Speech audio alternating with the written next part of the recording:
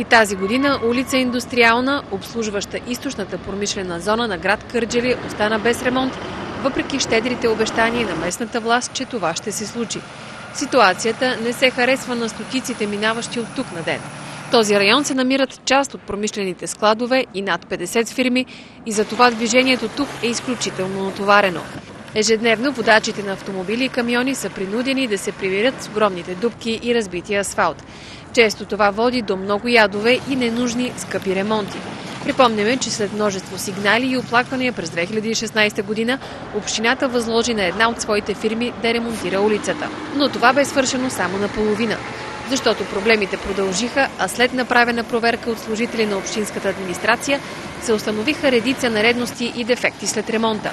През месец ноември 2017 собствениците на фирми от промишлената зона дори се обърнаха към областния управител, а той обеща да отнесе въпроса на общинско ниво.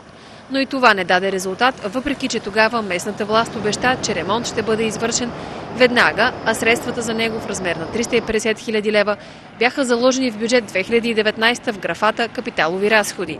Годината изтече, обещанието не бе спазено, а състоянието на улица Индустриална става все по-опасно с всеки изминал ден.